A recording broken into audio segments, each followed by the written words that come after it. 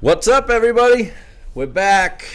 I'm Tom Robinson, a grateful recovering addict, and this is the Life on Life's Terms podcast. And I am Chris Mandeville. I am a heroin addict in recovery, and we are here at a New Way Recovery Center in Quincy, Mass. On Quincy Ave. Like I always say, we're not affiliated with any 12-step program, although we do endorse them. Love them. Yes, because we don't want to have to abide by anybody. No, and we don't want them responsible Yes. for anything that happens here. Yes. No one is responsible for what is said here but us. That's right. These are all our opinions Each and our individual experiences. Yeah. So we're just putting this out there so that we can help people. That's it. You know, people that can't get to a meeting or don't have time to get to one or are hurting and they want to listen to one. Boom, you can go on 24/7, 7 days a week. LOLTerms.com. Recovery you can at like, your subscribe. fingertips. Yes, hashtag recovery at your fingertips. So tonight we have we had a guest on here, Jack Harper. Great guy, love you, Jack. And we have Paul Venito, who's a friend of his. You've known Jack for a long time. Yeah. So Paul was supposed to be on one of the 9/11 flights. He was a flight attendant, and he didn't make that flight. And he's going to share his experience about that with us. So we're going to turn it over to him. Oh, okay. Let me start by saying I know Jack from recovery. I met Jack in recovery when I first got sober. I always consider myself a product of the cocaine 80s. From a big family, 9 of us, 2 brothers are drummers, so I grew up at rock and roll bands playing in the house. Oh, yeah. As a little kid. Yeah. when 80s, you said? Yeah, Yeah, absolutely. 80s. There's no partying going on with that stuff, though, right? So at probably 8 or 9 years old, everyone was drinking, smoking weed in the basement. And when I drank to oblivion. I always passed out and missed the party. So Yeah. back then they started passing speed around. And, Black beauties. Black beauties, crossroads. And I woke up and I never missed the party. So I consider myself an addict that liked to be speedy. Because I like to drink. When I drank to oblivion. So speed kept me awake. Right. So I'll just tell you, after high school, a year out of high school, I got hired as a flight attendant in the airline industry. So like 18, 19 years old? Yeah. Wow. So a company called World Airways, some of you might have heard of them. They went off the runway in Logan, and, a DC-10. So Wow. it was my dream to travel, see the world.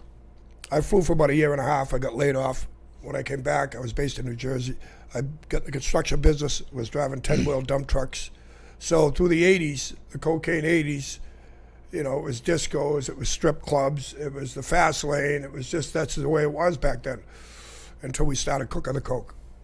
And then all of a sudden, Yeah. Oh, yeah. there was no more strip clubs, there was no more discos, then it was detoxes. There was Yeah. lots of blinds Yeah. and lots of ashes, yeah. Oh, and lots of little Oh, nips and God. straws. So I Gross. got Oh. a taste of recovery. All of a sudden, I'm in detoxes, and people would come in and tell their story. Oh, Yeah. yeah. Now I'm single, never been married, don't have any kids. Was lucky if I could keep a girlfriend longer than a half hour back then. And, If you yeah. wanted them any longer Yeah. than that. so they would talk about the guilt, shame, remorse. People would tell their stories, not being there for their wives, their husbands, their kids, or whatever, and it would go Yeah. right over my head. I just didn't understand until my parents, both of them, got sick at the same time. Cancer. My mother had a voice box taken out, and my father had a tumor. So all my 8 brothers and sisters are doing what they're supposed to do. And when your parents are sick, and there was a list in the kitchen who was going to be there when the nurses showed up, Right. and they could never put my name in the. I hate telling my story because I relive it, and I don't Yes. like to feel that. I But hear the you. fact of the matter is, I have to tell it because I just have to. So Yeah. what happened was I hated walking through the kitchen because you because see I that knew my list. name wasn't on the list. They Yeah. couldn't count on me to be Yeah. there when the nurses showed up. And then my mother died at 9 o'clock, and my father died 12 hours later.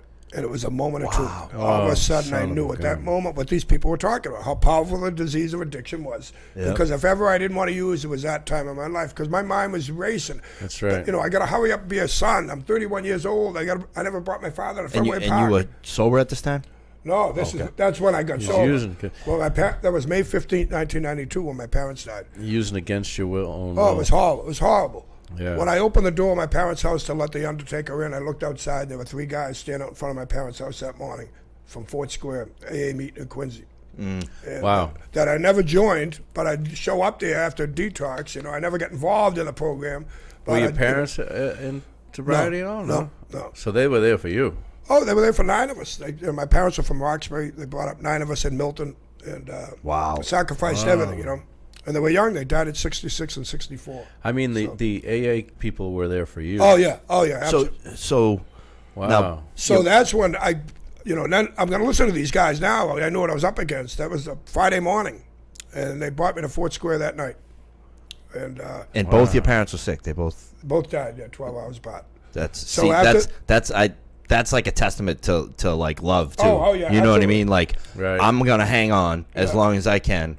Okay, she's gone. I Yeah, can let go that's now. right. It's You know what I exactly- mean? Yeah, That's yeah. like The only thing I looked at that whole thing was very moving, I wouldn't want right? one without the other. right. That's the right. way I looked at it. So, but what it proved to me how powerful the disease was. Yeah. So these guys, at that point I was in detoxes before for on and off, and for crack and alcohol and. But was it to get sober, or was it just to get the heat off, I or don't know. you didn't have any Yeah, money? Yeah, that type of thing. Didn't have nowhere to go. Yeah. Yeah. Exactly. I had no idea. That's the only reason I went. Yeah, So yeah. that's why I'm Yeah. asking. Yeah. 30 days. It was always 30-day treatments. It was like a vacation. Yeah. And Yeah. but so I proceeded to get sober. Fort Square guys, and hung around with these guys, and at 2 years sober, I ended up getting rehired with the airline industry.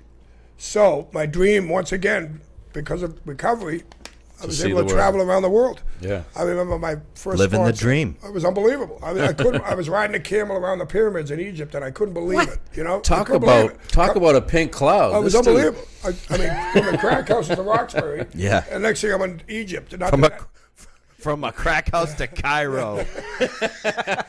I wouldn't recommend Cairo, but I'll tell you, it was something. So, life seemed all right. And my 2 younger brothers who were in recovery, both of them got over 20 years now. They followed me in after about 4 years, and they've been sober since. But I just never thought, still single, still no kids, maybe a girlfriend longer than a half hour at this point. You know what I mean? right. Life seemed to be okay.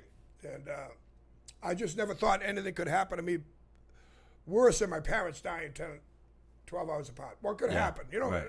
What can top that? Well, I just didn't think it could happen.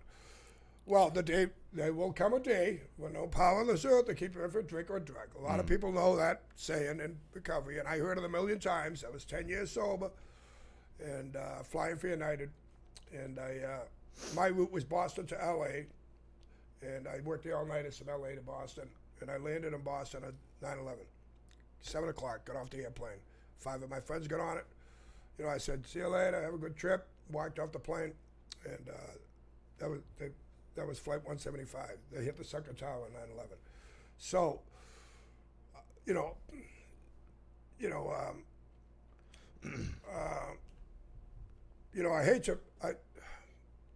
I hate when I have to talk about it, because even though that was a long time ago, it wasn't a long time ago for me, because what happened 8 days after 9/11, as I told you guys earlier, that I was setting up the crew members' jackets on City Hall Plaza for a memorial concert, and Bette Midler came and sang, and So these are the crew members that you That were watched killed, get on yeah. the plane and Yeah. that were killed. Yeah. They were lost in that. so and I proceeded on an opiate addiction. Never did an opiate in my life. And, being sober 10 years, you'd hear people talk about nodding out. And I know what's nodding out. I'm thinking, who wants to nod out in a strip club? How are you going to see the strippers? That's the way I looked at it. You know what I mean? I don't want nothing to do with opiates. It just never interests me. Hey, nodding out is the absolute highest form of getting out of yourself. Yeah. Yeah. You know what I mean? Yeah. If you're Yeah. sitting there in a nod, you're not thinking, Yeah. you're not feeling, Yeah. you're not Right. there. You're gone. Right. And when you're in so much pain, it's what you want. Yeah. And you're not dropping that coffee. Yeah. I know, you're still not dropping your coffee. It's It's you know, amazing. you're saying that it wasn't that long ago for you because you went on a 14-year run, so you never dealt with that. So I shared something the other day that I stole from Jack, actually, and it said, what it said was, trauma is the gateway drug. Oh, yeah. I remember Read that again. Yeah. Trauma. Yeah. You suffered a traumatic Yeah. incident, Yep. and that's what set That's you a off. wicked gateway I mean, drug. You didn't like to feel that way, and You know, I got to tell you, it worked. that's what What worked for me was the pain medication. It worked. It numbed me out. I was able to get on the plane and function. And, you know. So you stayed working. I flew for 10 years, strung out. And, you know, of course, the painkillers into the heroin. I was buying ounces of Thai heroin out in L.A. and Vegas. And Yeah, get off the flight, go grab what you needed, catch the next the one. stories go on and on. It's you know, as I stay sober, I get flashbacks of some of the places and some of the things that happened. And I'm baffled over that, how I lasted as long as I did. Yeah. I mean, my friends, you know, you know, when I speak at detoxes, my friend who I talked about, Kevin, who's, you know, a famous hockey player, is in recovery, and he carries a message to kids before they start, and he's good at that. Yeah. I feel like I could carry what's happened to me since I made it back.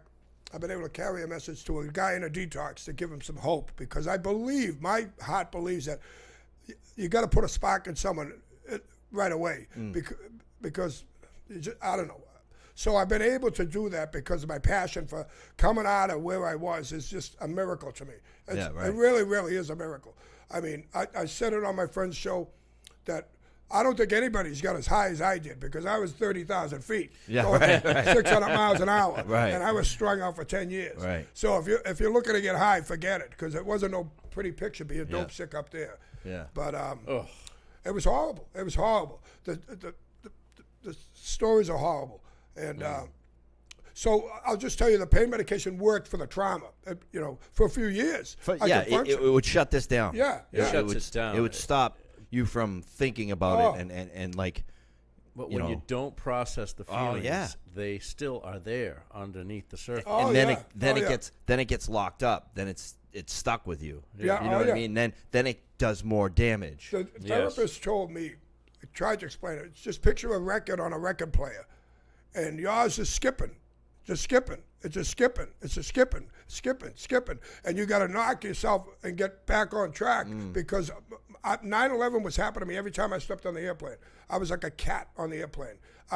Anything dropped on that plane, I knew where it dropped. I watched everybody. And how I did it for 10 years, I don't know. Oh, man, it was I can't even It imagine. was unbelievable. Like I always worked the back of the plane so I could see what was going on up front all the time. So you basically like tortured yourself for 10 years doing this job. It was unbelievable. Wow. Now, I'll tell you one thing now that I just thought about.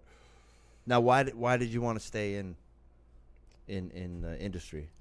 Because I love that job. I would have done that job for nothing. I really enjoyed it. I love the people from all over the world, the traveling. I just enjoyed it. I always loved it. But what did you just think about? So this is, if you could picture, if you've flown across the country, San Francisco, 7 hours, right? From Boston to San Francisco. This is how bad it got. I would fly on my days off, because I could fly for nothing. I would ride the plane to San Francisco, 7 hours, to meet a drug dealer, to get 2,080s or whatever, and then fly back, right? 2,000. Yeah. And your shit's not getting searched. No, well, yeah, I went through security. The heroin, I was packaging it at first, but at the end, I was just throwing it. It's a miracle they never busted me. A miracle, it really is. Wow. So what? It got so bad that one time I flew out on my day off because I needed something for when I worked. I knew that. So on my day off, I'd ride the plane 7 hours out to San Francisco, grab all the 80s, and then I knew, I don't know how many years I was using at that point. I knew I was going to get, your paranoia. They're going to get me. So I took all but 10 80s, taped them underneath the flight attendant, in a flight attendant computer room in San Francisco, taped them under there, because I know when I land in Boston, they're going to bust me. So I take 10 80s with me, and I get on the plane, and I ride the plane back, 6.5 hours back to Boston. I get off the plane, no one busts me. I'm like, oh, no, now what am I going to do? The same day, I get on the next flight, rode 7 more hours back out to San Francisco, got there underneath the desk. and flew 6.5 hours. This is all in a 24-hour period. So I had something the next day that I was working in San Francisco. So it was like this. They were still under the desk Oh, 2 days later? Yeah. No, it was the same day. I flew back the same day. I got off the plane. Now, did you just take what you need and leave them there? And then No, I took all of them back this okay. time. Okay. But I snorted 10 of them on the way back. Oh. It was just, I mean, and that went on for years. It was, and I was losing.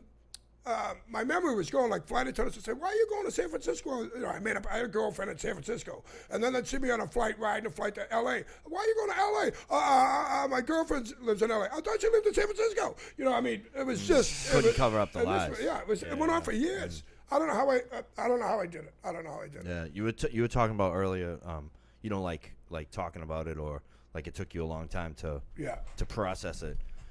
So last night, yesterday, a buddy of mine asked me to go on a commitment. Yeah. And I'm like, yeah, sure. So we start driving there. He's like, yeah, it's over in Stoughton. And I'm like, all right.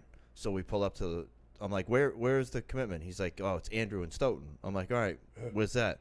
He's like, 909 Sumner Street. And I'm like, Goddard Hospital? He's like, yeah. My mother, I was active at the time. My mother was in that place. It was called Cranberry Crossing. Really? She died. The night before, I could have spoke with her. I had just gotten high, and I said, "Ma, can I talk to you tomorrow?" Yeah. So she hangs up. The next morning, I get a call from the doctor. You got to come up here. So I rush out of the house. I don't have anything. Yeah. I don't get anything. Yeah. I go to the hospital. Everyone's in there. My uncles, my grandparents, like everybody. I'm waiting all day for my girlfriend at the time to bring me up something. She's not coming. I'm like, and I'm aggravated. My mother's laying in the bed dying. Yeah. And I'm aggravated that I have to sit there. Yeah. Boy. And I walked. We pulled in that parking lot, and all that just came rushing back last night. And this is 17 years later. Yeah. 17 years. Yeah. And I was also born in that hospital. Wow. So, like, she takes her last breath. My family goes out into the lobby to, like, console each other, and I rob her purse. You know what I mean? Huh. And I shared that with all these guys in that place. Yeah. For all I know, I could have been in the room that my mother was in. Yeah. Wow. But, like... See, only we understand that. Yeah. Only And I used that. I said, so, if you're sitting here and you think you've done something so bad that you can't tell anybody about it, I just told you my worst thing. Yeah. You know what I mean? That's right. And like... people came up after and they were like, thank you for sharing that's that. right. It's... See, I think that's important. And right away in a detox for the people to hear that stuff, because it's almost like a shock value of whatever it is, but it's reality. And they understand it. We understand it. Normal people don't understand it. No. You start talking about that out in the street, people are like, wow, are you they can't, really? They they don't believe get it. It takes away who you really are. Yeah. It just takes it. Oh, it's unbelievable. It really is. I where were we? I did the detox last night at the Gavin. I did a commitment there last night. Oh, yeah? I do that every Wednesday. And Southie? no, the Quincy, they took over the Phoenix detox. Oh, really? Yeah, Gavin took it over. Oh, yeah. Oh, Yep. yeah. Phoenix I House remember on that. Old Colony Ave. Yeah. Yep. So, it was packed in there. I like doing that because, I just believe it's important because I mean, I know for me how many I went through or whatever, and I just think today you got to get it quick. You better get it quick with the fentanyl that's out there. Well, I read 2 days ago, Plymouth County, 9 fatal overdoses, 18 Yeah, I saw that. other overdoses. Like 9 of them were fatal. Crazy. Yeah. And that's just the ones that they know Yeah. about. Yeah. It's Awful. And like I says to these guys last night, I don't know what a Suboxone feels like. Yeah. Like, did I do methadone? Yeah, I did Yeah, methadone. yeah. But I did it for like 5 weeks. Yeah. Because I didn't want to. Yeah. I looked around the clinic and I'm like, look at these fucking people. But am I knocking that? No. Yeah. Does medical assisted treatment work? I don't know. Yeah. For me, it's abstinence. But I know if you take something the way you're supposed to, Yeah.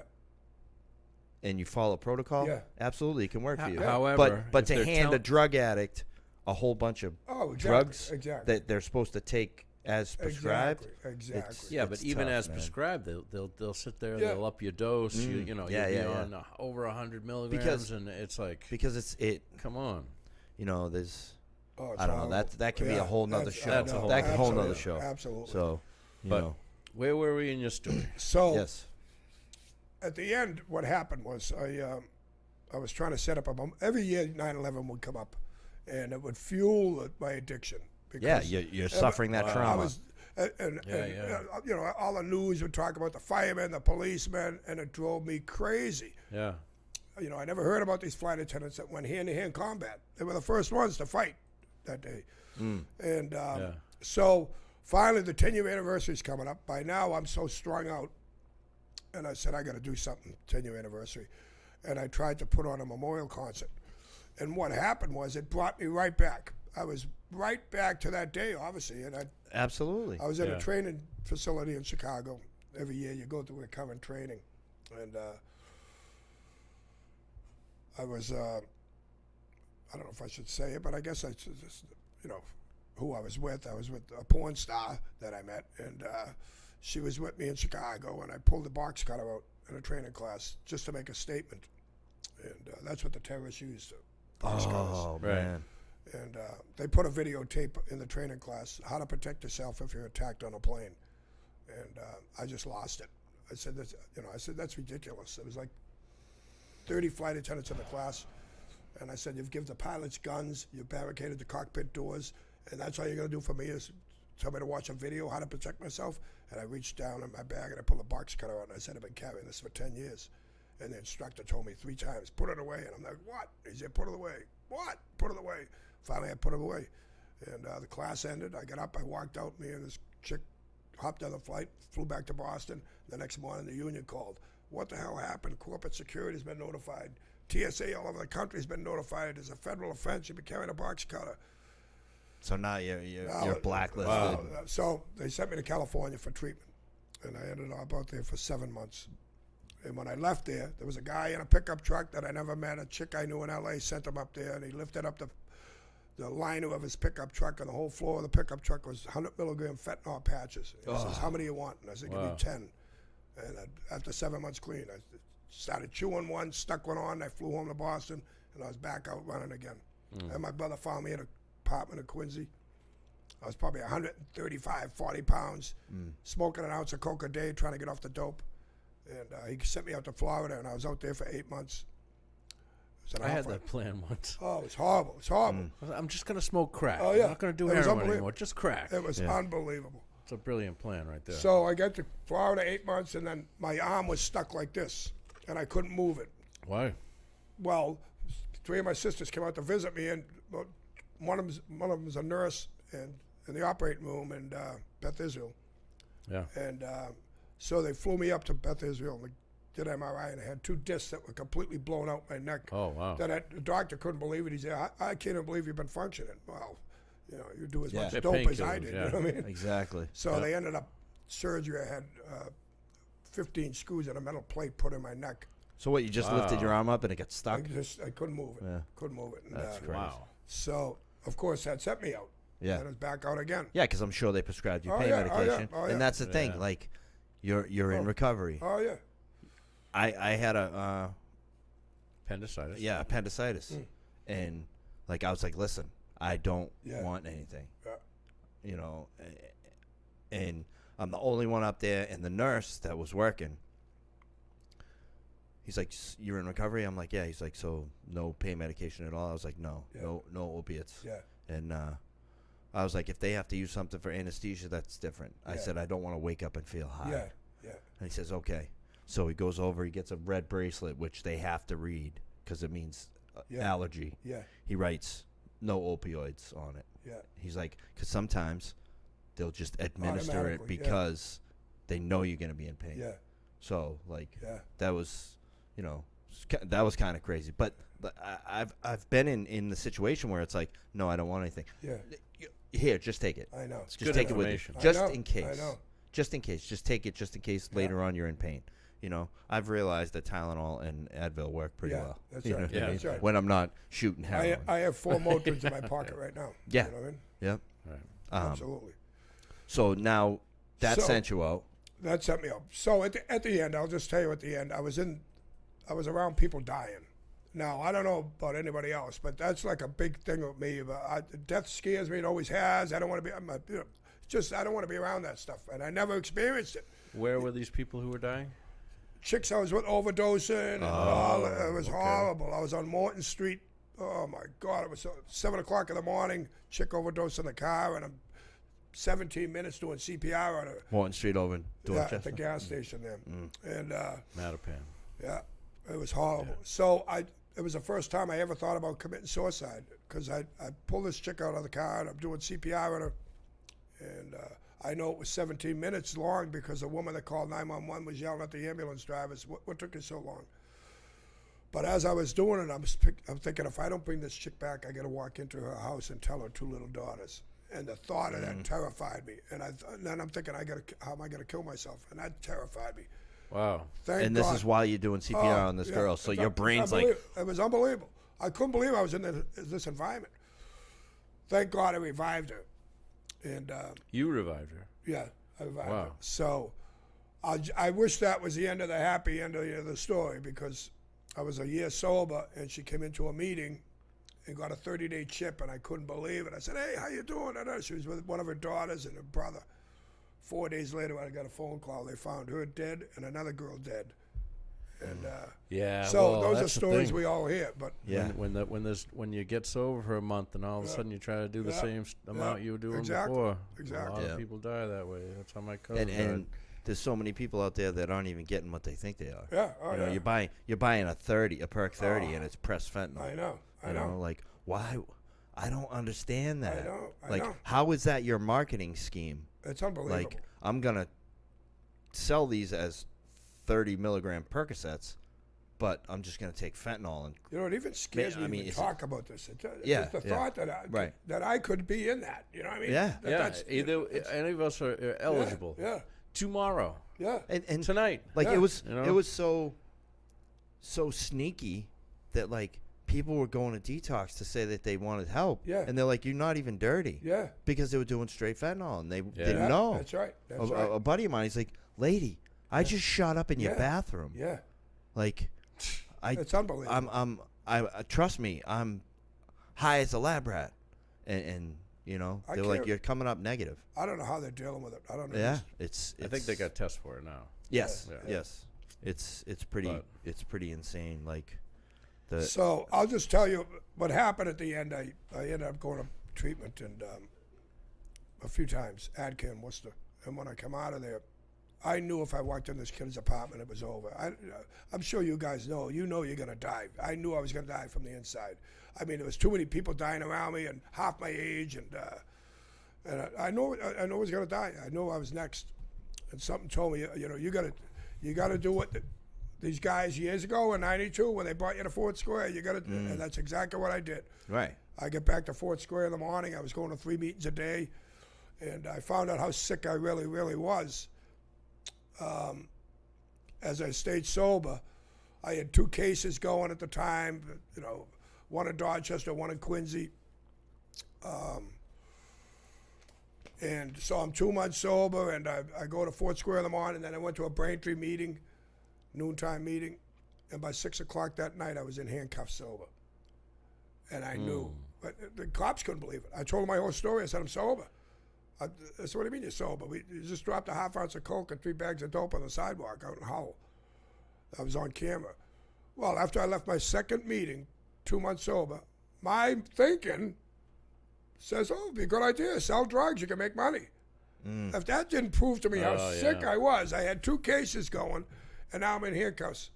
So that was a turning point right there. I knew right then, you know, no matter what's going to happen, I don't care. I'm just going to stay sober and face what I got to do. And I just buckled down and just. Yeah, because they got jail for sober people. Oh yeah, absolutely. Yeah. And believe me, I joke about it too because the last place I wanted to go was jail. Being a flight attendant for one, and some of the tattoos I have on me, they'd kill me in jail. Oh, you know what I yeah, mean? yeah. I got Charlie Brown tattoo on my leg. I got the Wizard of Oz on my arm. I got a dolphin with a matching chick on my ankle. I could see me shuffling into jail. They'd murder me, you know? So I was terrified about doing time, especially at my age. I was in my late 50s at that point. I just turned 60 now. So I'll just tell you, the whole miracle thing to me is, I don't know how it happened, but I really, truly believe it's a miracle. That the obsession was lifted from my mind. It's just a miracle. How can it not be a miracle? When you use for 14 solid years, there was no like breaks into that 14 years. It was just constant. I had, there wasn't any like, you hear people, they stop for a while or whatever, detox. There was none of that. It was solid 14 every day, in and out. And it was just unbelievable. And the fact that it's gone, been lifted. How long did it take to lift? And did you do any therapy or like? Well, I was in treatment in California. They put me up, psych doctors in Florida, psych doctors because of the 9/11 stuff, and all this weird type of therapy. They were putting electrodes on my. Did you do any EMDR? Oh yeah, I did all that. That stuff works, man. Yeah, I did all that stuff. I'm telling you. Yeah, I didn't know at that point. I didn't know nothing. I was so screwed up, I just said, whatever you got to do, you got to help me. Whatever you got to do, I don't care. Yeah. So, but I think what really pulled me out of it was, I have to say it, the best thing I ever did was join a group and get in the middle of this thing again, because it gave me the opportunity to release by telling my story and getting some relief from it. And because of that, I've had people come up to me where I've been able to help without even knowing. And I'll just tell you one quick story of how that happened at my home group. I couldn't believe this happened. I should have brought the letter in because it was Christmas time, and a guy in our group dresses up as Santa Claus and calls up group members to say what they're grateful for. And at the break, I walked outside. I'm not 3 or 4 months sober. I can't remember. But my mind, when I speak of a detox, the only way I could explain my early recovery was like a ping pong ball in my head. Yeah. It was insanity. Racing it thoughts. wouldn't stop. I need. So when I went to a meeting, I'd focus on the speaker and I would get some relief. And I could feel that relief. So I went to 3, 4 meetings a day sometimes. I had to because if I was driving there, it was nuts. Yeah. So what happened was when the obsession was lifted, this stopped. But I shouldn't say that. Not the like my mind, I didn't want to use. Mentally, I didn't want to use, but my body still did. Until when the obsession was lifted, then all of a sudden I got this stop, and everything calmed down, and that was the miracle to me. Like all of a sudden, it just stopped. Do you remember like when? I'd probably have to say it had to be 5, 6, 7 months sober, but at that point I was doing a lot of commitments. I was, became involved in a group. Do you feel like it was over a course of time? Or you feel it was like that, or? So if. I don't know how much longer I could have lasted with this. Yeah, right. So, it was told to me years ago, don't quit 5 minutes before the miracle. And that always stayed in my head. Yeah, I don't care no matter right. what. Because I knew I was going to die if I used. I knew I was going to die. I knew it. I knew it deep down in my soul. If I put something in my system, it was over. There was no detox. There was nothing left. It was either get sober or die, period. That's exactly how I felt. So I really had to jump in. Yeah. So what happened when I walked out at the break of that meeting, I walked outside, and of course, at that point, it's going on. You know what I mean? And I'm thinking, all I'm thinking about is me. That's all I can think about. Me. Yeah. And I walk out to have a cigarette, and there's this guy standing out there, strung out like I've never seen him before in my life, and it was unbelievable. He looked like he was ready to die. So I started talking to this guy, and I don't know what I said to him. I told him a little bit about myself and what was going on, and I told him I go to Fort Square in the morning. The next morning, this guy's sitting at the meeting. I couldn't believe it. And then the next morning, he's sitting at the meeting. And then the next morning, he's sitting at the meeting. And the next one, he's here every day. And I'm like, you're going to be kidding me. He's telling me he just left his rooming house that morning and couldn't draw the heroin into the syringe. He was shaking so bad. So he left the rooming house and was walking down the street. He ends up in front of an AA meeting.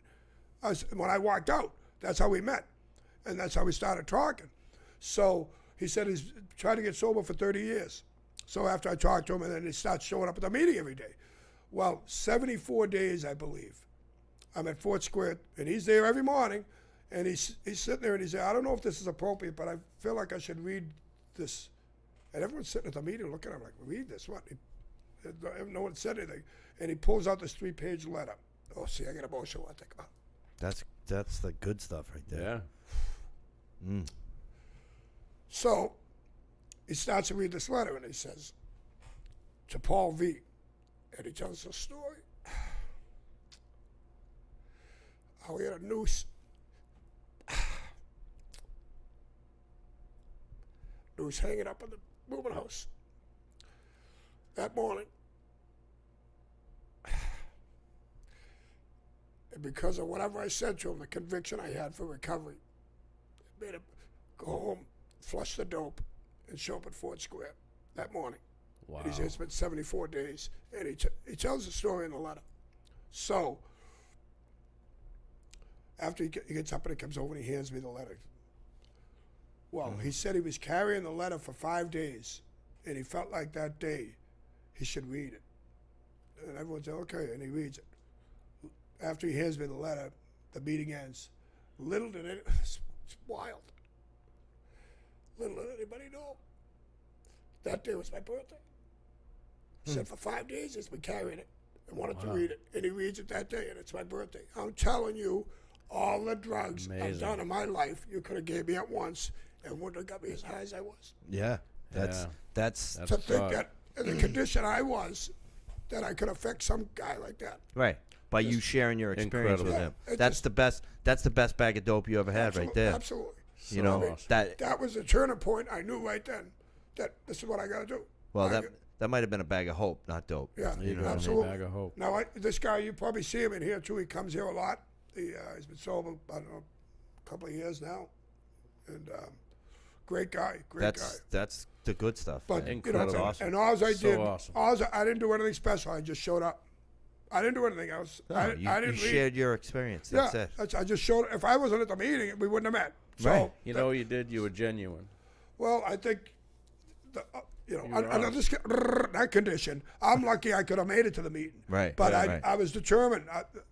Don't quit 5 minutes before the miracle, and that was to me. Right. That was the It miracle. proved it. It proved to me that, because we all know what it's like when we get, if we're lucky enough to get back here, Right. If Yep. relapse or whatever, that how low you feel and beat yourself up, whatever. I lost my career. I mean, I was a mess. That's the stuff. Like, I need to hear that because I've been here since I got here. Yeah. You know what I mean? Yeah. I didn't know anything about recovery. Yeah. I found AA in jail. You know, like I said this last night at the commitment. The only time I ever heard Halfway House was when the guy was telling me where he lived that I was selling dope. To. Yeah. You know, and he had gotten out of jail and went to the Halfway House. Yeah. I the detoxes I went to aren't even around no more. Catholic Charities. Yeah. You know, Yeah. like I went to a couple detoxes and it wasn't to get sober. It was because I didn't have any money. Yeah, I didn't have yeah. a hustle. Yeah. I needed a place to sleep. That's right. You know, and then my last one was Newman, Plymouth House Correction. Yeah. You know, and luckily I found Alcoholics Anonymous and hope in a woman, Sharon. So he got the gift of identification with you, and that's what I got with this woman. Yeah. You know, and then I ended up going to a treatment center. You know, and that's where I met Tom. Yeah. You know, Yeah. and here we are. How many years later? Here we are. You know It's what I mean? crazy. 16, Like 16 I years need to later. hear these things because that's gonna help me in my journey. Yeah. You know, because I don't know that feeling of having some time and going out and trying to come back. Yeah. You know? Yeah, and I went in and out a lot. 7 years I was going in and out. Yeah. And once I never got that first year. Yeah. Full year. And I used to sit in the meetings and look at the people getting their cake. You get a cake after your first year. Right. And I'd be like, I want one of those cakes so fucking bad. I know. It's just like a $5.99 Shaw's cake. Yeah, you know what I don't mean? You matter. could have went I and bought want a one. fucking cake. Yeah. Because I never could get it. I remember sitting in the meeting in down in Situate and high as a kite, having a coffee, spilling it all over myself, being totally embarrassed, walking out of the meeting, you know what I mean? And just being so mad at myself and just feeling so hopeless. Yeah. Man. Yeah. And, And that's all it is that transmission line from That's one addict to That's another. right. You know, that divine thread Yeah, that the connects judge, us all. I hear it all the time, and it's true. The judge couldn't get me sober. My parents couldn't get me sober. There was some strange guy from South Boston that started the group in Quincy, Fort Square. He never did crack. He was an alcoholic, but him and a few other guys, they penetrated. They penetrated because they understood. They just understood. So, Yep. I don't know. It's a miracle to bleed. Should be have a second shot at it. I always tell guys, like I did last night in the detox, you know, we all have our stories of devastation or whatever, people we know and all that stuff. And I have a couple that I know these guys were with me when I got sober. I met them at Fort Square, and one of them now, you know, I was smoking crack with this guy. He had a brain aneurysm. He had 7 or 8 years sober, and he's in a nursing home now until the day he dies. You know what I mean? Yeah. Why him, me? I don't know. But that's a fact. I just know that. I know it. You know, that we all have those stories. Right. But I'm Right. The fact that I'm sitting here sober today and have a chance at a second shot of whatever's left of my and life, I better put a spark in somebody somehow. That's the thing. Everything in your life happened the way it did, Yeah. so that you could meet that guy. That's right. You know, That's right. and if that's all you get out of I know. then it's, you know what I mean. Yeah. I mean, it's crazy it's that worth people it. say, Yeah. I'll be driving the Miracle Man. Yeah. Everyone calls me the Miracle Man. I don't know why. It's because I say it so much because it really, to me, it really, really is. Right. It really, really is. Now, people in recovery can understand that, but people outside recovery don't realize how much that really is. Right. You know what I mean? All those God shots. Oh, my Yeah. God. It's unbelievable. It's unbelievable. You know, and to you know, it talks about that. Do they read Bright Spots over there at Fort Square? Yeah. That's Yeah. like one of my favorite paragraphs in the book. Yeah. You know, to see, you know, someone recover and Yeah. watch a fellowship grow Oh, up yeah. about It's them. unbelievable. Those are the bright spots. You know, Like just to see- like isn't you it? have what I have now. Yeah. You know? It's crazy to me to see someone getting clean. Yeah. I love seeing that. Exactly. I love it. And especially because it's kind of weird for me because I you know, I was fucking homeless, running around, strung out to the gizzards, and like my friends got these lives. Yeah. You know. Yeah. And I end up getting arrested and getting sober.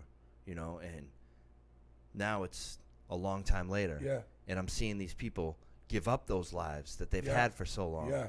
And it's Yeah. like, why did I get it then? Yeah. They weren't even addicts. Yeah. They smartened up. Yeah. And now they're dying. Yeah. You know, they're losing their Yeah. job, their Yeah. career, their house, their wife, their kids. It's unbelievable. It Yeah. blows my I mind. know. Like, why me yeah. then? Yeah. Fucking. And there was so many times when I would try, like, I didn't want to kill myself, Yeah. but I didn't want to live. Yeah. You know, Oh, so it's yeah. like, I Yeah. know that there's enough in here that Oh, yeah. this is possible. Yeah. I might be out. Yeah. Something happened. The fucking works would break. Yeah. I'd drop it. Yeah. You know, my girlfriend would come and Yeah. want half. Yeah, You yeah. know what I mean? And now there's not enough. Yeah, yeah. But and all that stuff, Yeah. like you, happened because it was supposed Oh, yeah. to. Oh, yeah. No question. It's fuck, Yeah. you know, blows my mind. If I tried to, you know, like, one little thing could have changed. Oh, yeah. And changed my entire. I think Path. the big mystery for anybody in recovery is,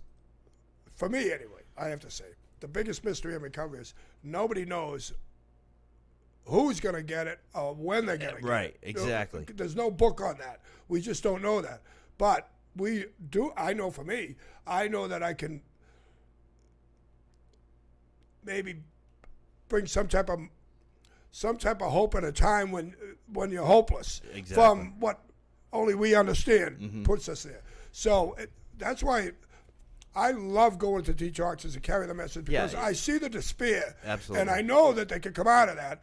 All they need is a shot somewhere so they got to hear something that keeps them there one more day or whatever. Yep. This is why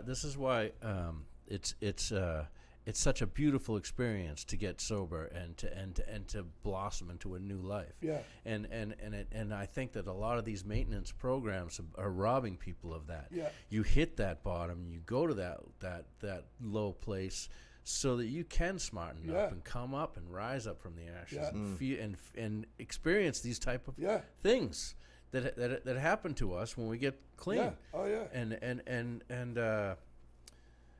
you know, I think I just think it's a cop out, and it's a shame. I mean, if it's keeping someone alive, yeah, until the Until- miracle happens. Yeah. you know what I mean? Yeah. Yeah. Who I think I forget who I was talking to. Definitely They something were, to be they said. were telling me they were sponsoring people, taking people through the 12 steps. Yeah. And a kid asks them, hey, will you take me through the steps? Oh, that was the guy on last week, right? Was it last week? I think Said he so. was on Suboxone. Mm. He's like, I don't know. So this kid ends up finding another sponsor that will take him through. Yeah. The guy that said no, he's like, I'll talk to you and help you. Sees the kid getting a year medallion off the Suboxone, off everything, Yeah. taking people to the work. Yeah. You know what I mean? Yeah. Like Right. like you said, we don't know who's going to get it No. and when. My buddy Derek says, all right, if you can go out there and tell me when you'll come back, Yeah. go for it. Yeah. Yeah. Right. That's Yeah. not powerlessness. Yeah. That's right. That's not power. If you can Yeah. tell me Oh. when you're going to come back in the door, Oh. then 100% then certain. Go ahead. If you Yeah. can know the future. Yeah, next Thursday, like Crazy Yeah, Tommy used yeah, to say, next yeah, Thursday yeah, at yeah. 3. You know what I mean? Hey, Tommy, when am I Yeah. going to get this? I don't know. Yeah. Next Thursday at 3? Yeah. You know? Yeah. Like, all those people. I know a lot of the Yeah. people you're talking Yeah. about. I Yeah. used to go to Fort Square every morning. Yeah. You know? Yeah. And my partner would pick me up at pick me up there and we'd go to work. Yeah. You know, I worked with a sober guy, a sober paint crew. Yeah. You know, like my get well job was like 10 years long. Yeah. You know? Yeah. Oh, It was- yeah. And it was great. It Yeah. was awesome. Yeah. You know, I got to have the experiences that I normally wouldn't have had. Yeah. You know? Oh, absolutely. So yeah, that's some pretty powerful stuff that you've shared with us tonight. And Yeah. I appreciate that you Yeah. that you came on. Well, the bottom line is, I know that anytime someone asks you to speak or whatever, you just do it. I don't ever question it. I don't care. Right. Because that's just how it works. It just works that way. Yeah, you just I don't. say I no. don't. I don't preach anything to anybody. The only gotta thing I give it away to I keep it, suggest they say. anybody is to show up, because when if you show up, the miracle can happen. Right. I don't think the miracle is going to happen if you're sitting at home by yourself, because this disease wants you alone, and I Yeah, think you for need to be sure. around. And so show up, and whatever you do from there, it's going to happen because you're there. We need community as humans. Yeah, That's one Yeah.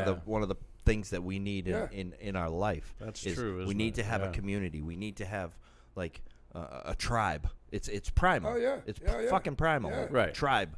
Like, all right, these are the people I'm hanging out with, and the Where- best way to have it is people that are like-minded and want the same things that you do, and Yeah. they lift you up, Yeah. not try and That's hold you right. down. That's right. Right. You know what That's I mean? right. But sometimes people can get caught up in, Yeah. and you The know. the us and them thing is huge. Yeah. And that's why people are tribal. So that's why like the program we went through, the senior residents who've been there for a while were kind of taking care of the house Yeah. and policing it, making sure everything's okay.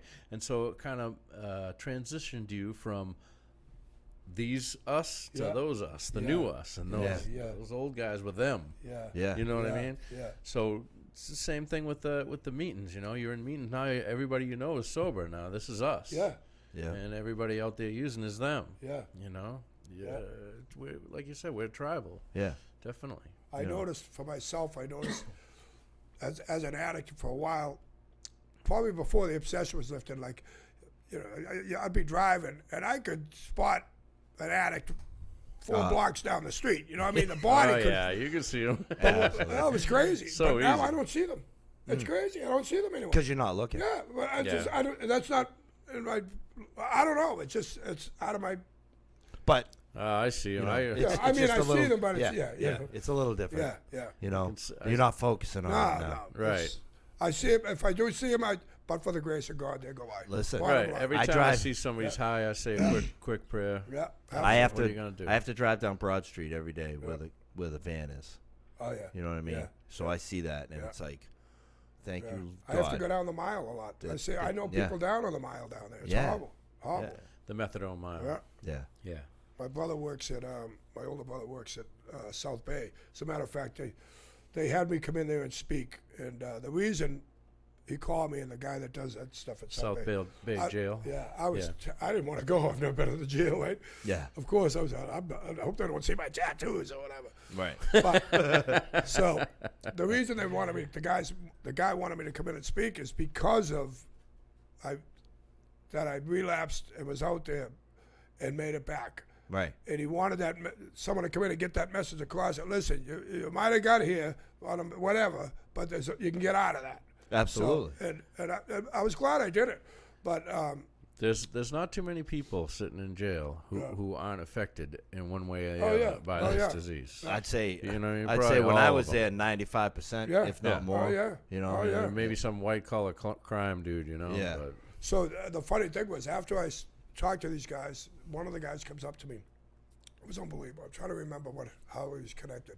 I think his father worked for one of the airlines on 9/11, and what happened is his father relapsed and overdose and died, something like that. I couldn't believe it. He pulled Really? I couldn't believe it. I couldn't believe it. Like, what are the chances of this one inmate having that type of connection, you know? Yeah. And So that may have Oh, yeah, yeah. solidified it for him. Yeah, like, yeah. wow. Right. Yeah. Now we get yeah, that comment. Yeah, I didn't know. At that point, I remember I didn't know what to say to him. I was so shocked. I didn't expect that to come out of his mouth. But, there's I don't know. so it's from the tragedy we can appreciate when the tragedy is not there. Appreciate recovering from the tragedy. Yeah. It's like a simple idea is like, when the spring comes, you appreciate the warm weather so much more because it was just freezing cold a little Yeah, while right. ago, That's you know. Anything like that. Suffering is a good teacher. It's a good thing to help you change, you know. Yeah. And we ain't gonna change until we are in No, enough pain. that's how people change is through pain. Most times. Yeah. I try to be proactive, but it's not easy. you Right. know? Another thing, I don't think, for me anyway, there's no rush for recovery. There's no rush because that's why it's a 24-hour day thing for me. Yeah. I'm in no rush. I don't care. Maybe I feel that way real strongly because I'm 60 now, but I try to tell guys, listen, there's no rush. There's no rush. It's today. Just worry about today. Yeah, right. Because I know how I was in early recovery years ago. I got to do this. I got to get a job. I need a chick. I need this. All that All stuff. the outside yeah, shit. Yeah. Just thinking about the future, Oh, yeah, thinking about yeah, and the it's past, guilty understandable. about the future, Yeah, worried about. It's understandable under that state of mind, but there's no rush for this thing. Worried about the future, If guilty these about the guys past. designed this program and it was a 7-day-a-week program, I would have never made it. I mean, I never made it. But thank God it's 24 hours. I can do 24 hours, you know what I mean? But 7 days, Right. Yeah. So, Well, I mean, it was definitely great to hear you. We appreciate you coming on. yeah, it's good. Yeah, I that was appreciate an it. unbelievable story. Hashtag the Miracle Man. Miracle Man. Yeah. So Kelly Ann says hi, Paul from Ray and I. From what? It's Kelly Ann Manning. Oh, You can go back through all this stuff later. yeah. Marilee said good stuff. Oh, you hi, know. Marilee. Yeah. Hi, Marilee. Oh, can I say hi to somebody? Yeah, Can you I can say hi to, You can say hi to whoever you want. how about, hi, Jack. I got to say hi to Yeah. Jack. Don't say that too loud. Yeah. Hi, Jack. Yeah. Hi, Jack. Yeah, not on an airplane.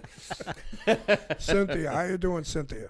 You know, but yes, I appreciate you coming on and sharing that experience with us. Yeah, anytime. And like everyone knows where they were on that day. Yeah. You know what I mean? Oh yeah.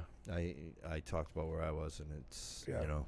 that kind of helped me get to where I ended up now because I was in Bridgewater and I ended up leaving, swearing I wasn't going to do what I was doing anymore, and 6 hours later I was high. Yeah. So then I go back to jail, and I'm in the holding cell, and they're like, "Hey, we can get your probation reinstated." I said, "No, go tell them guilty. I'm going back to jail Yeah. because I just Yeah. showed myself that I was going to get Yeah. fucking high again. Yeah. Yeah. I just showed it to myself. So 9/11. I stayed there. I think there That's was where I found on AA. 9/11 for me. I think there was a couple of joints in the morning, a bottle of whiskey about mid-afternoon, and a couple of bags of dope in the evening. So what happened after I did my friend's show, the producer guy sent me a text. Now, as I said, every year I was, that haunted me for years. Now that I'm sober. So after I do a show, I get a text from this guy. Now, this year is the 19-year anniversary, this September. So the 20th year coming up. So this guy, I couldn't believe it, what he wants to do. He wants to do a podcast for 24 weeks leading up to the 20th anniversary. And for 30 minutes, we will recognize there were 24 flight attendants that day between both airlines. For 24 weeks, we will The podcast will be just to tell about these flight attendants, their lives, what they're about. Oh, say. Yeah. Yeah. Wow. Well, that's it's unbelievable. We'll shout that out. I mean, Yeah, definitely. Once let us you know what's Yeah, going on, yeah. and we Yeah. can. I mean, we're gonna find a good sober. Would never happen. Right. You know. Right. Yeah. So, like we always say, if anyone wants to share their experience with us or would like to come on the podcast, please message us through the group. Let us know. Message us personally. You can go onto our website. LOLTerms.com. Like, subscribe, share this video. Please subscribe to the audio podcast. It's on iTunes. It's on the Google Play Store, Spotify, Stricker. It sounds great. Yeah. We work hard on it. So yes, definitely. appreciate you all listening. Yes. So that's about it. That's Appreciate a you wrap. coming on. All right. Thanks, guys. Thank you, Paul. That Okay. was really good. All right. Peace. Peace.